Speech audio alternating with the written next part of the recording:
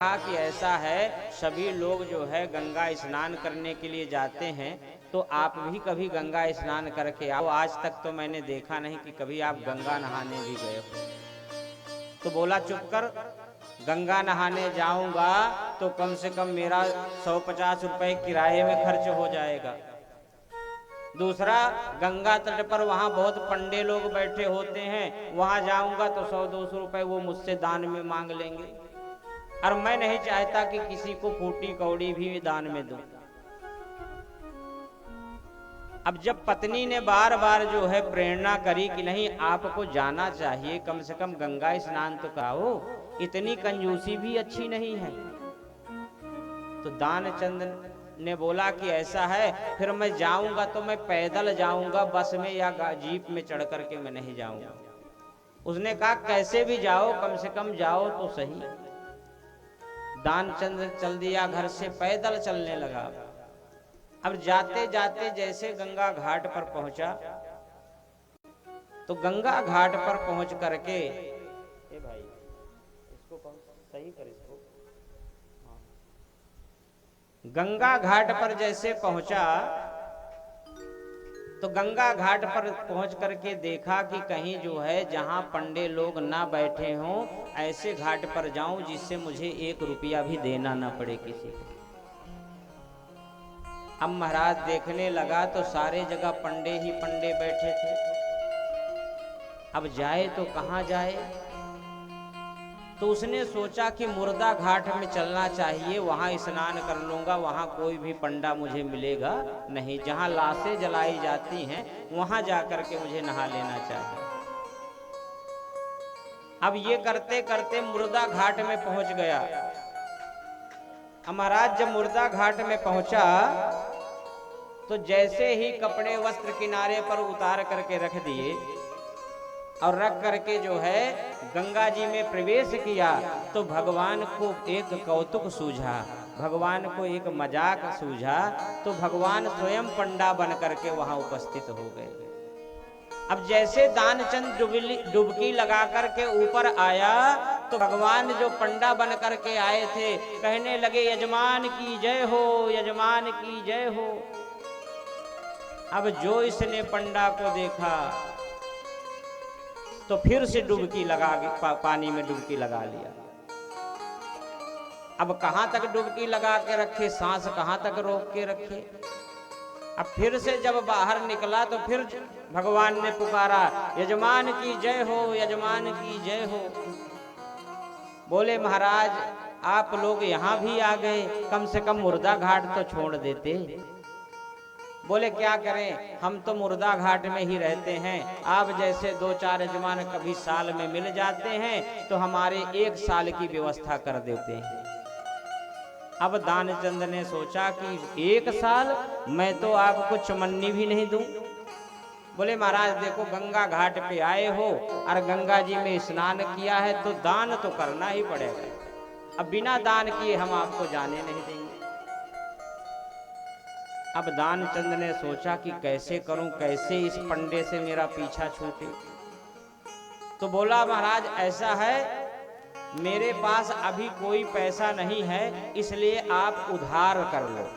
बोले ठीक है, हम उधार भी लिख लेंगे, अपना एड्रेस बता दीजिए, नाम बता दीजिए और हम उधार लिख लेते हैं। तो 1 ढेला उधार लिखवा दिया। कितना? 1 ढेला। पहले ढेला चला करता था, अब 1 ढेला उधार में लिखवा करके दानचंद घर आ गया।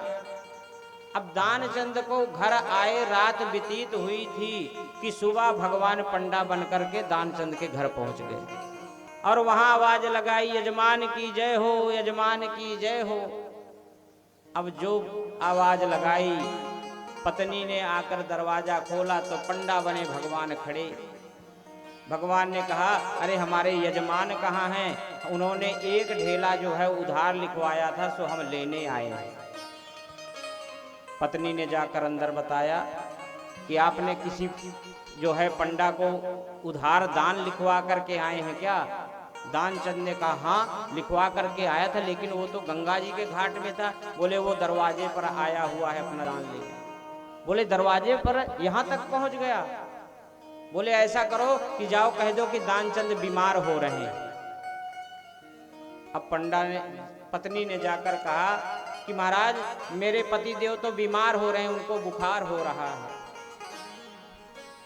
अब भगवान बने पंडा जो वहां खड़े थे उन्होंने कहा अच्छा यजमान की तबीयत खराब है, उन्हें बुखार है, तो ऐसा है अब हम यहीं पर रुकेंगे, जब उनकी तबीयत ठीक हो जाएगी तब उनसे दान लेकर के जाएंगे।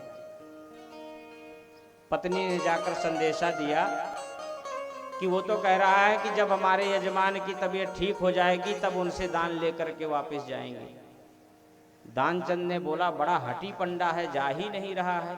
बोला जाओ कह दो कि दानचंद मर गए। अब पत्नी ने कहा मैं ऐसे कैसे बोल दूं कि मर गए? अरे बोले मैं कह रहा हूं ना, जाकर के कह दो कि दानचंद मर गए। अब ये सांस रोक करके चारपाई में लेट गया। पत्नी ने जाकर बताया रोते हुए कि हमारे पति देव जो है अभी अभी उनका देहांत हो गया। अब पंडा बने भगवान जो खड़े थे उन्हें तो सब पता। भगवान मन ही मन मुस्कुराए कि देखो कैसा लालची आदमी है, एक ढेला दान करने के लिए कितने बहाने बना रहा है। बोले अच्छा ऐसा क्या, जजमान की मृत्यु हो गई?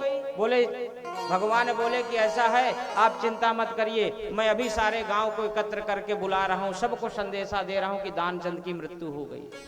अब पत्नी को लगा कि ये सही सही सारे गांव में फैला देंगे, सारा गांव इकट्ठा हो जाएगा। बोले नहीं नहीं अभी वो मरे नहीं हैं, अभी अभी मरे नहीं हैं। बोले भगवान बोले कि नहीं आप चिंता मत करो, मैं सबको मैं संदेशा दे के आ रहा हूं, सारे इकट्ठे हो जाएंगे। अब पत्नी तो कह रही कि अभी मरे नहीं हैं, लेकिन भगवान कह रहे हैं आप चिंता ना करो, ये आपके मन का फेर है, आपकी मन की ममता है जो आप ऐसे सोच रहे हो। दानचंद तो मर गए ना, मैं अभी सबको बुलाता हूँ। भगवान ने 2 मिनट में सारे गांव में ढिलोरा पीट दिया कि दानचंद मर गए। अब सारा गांव एकत्र हो गया और ये पड़ा है चारपाई पे सांस रोके। अब सारा गांव जो है चारपाई से उतार करके उसको नीचे लिटा दिए, मृत्यु सैया पर लिटा दिया, लेकिन फिर भी नहीं बोल रहा है। अब पत्नी रो रही है कि अरे ये मरे नहीं हैं, अरे मरे नहीं हैं। और गांव वाले कह रहे हैं कि अरे नहीं ये मर गए हैं, आप इनकी ममता अब छोड़ दीजिए, इनका शरीर अब जो है शमशान की ओर ले जाने दीजिए। और अपना सांस रोके पड़ा हुआ है, बोल ही नहीं रहा है। गांव वालों ने मृत्यु सैया को भी कंधे पर उठा लिया, शमशान की ओर चले जा रहे हैं। पत्नी चिल्ला रही है अरे ये मरे नहीं है, रुक जाओ, इन्हें मत ले जाओ, लेकिन कोई सुन नहीं रहा। अब वहां जाकर के चिता बना दी, चिता में लिटा भी दिया। भगवान ने सोचा कि इतना हठी है, इतना लालची है कि मरने को हो गया, चिता में जलने को हो गया, अब भी नहीं बोल रहा है। भगवान ने कान में जाकर के पूछा, कान में जाकर के कहा कि आया हूं बैकुंठ से तुम संग नाता जोड़, जो मांगो सो मांग लो। भगवान ने कहा कान में कि आया हूं बैकुंठ से तुम संग नाता जोड़, जो चाहो सो मांग लो।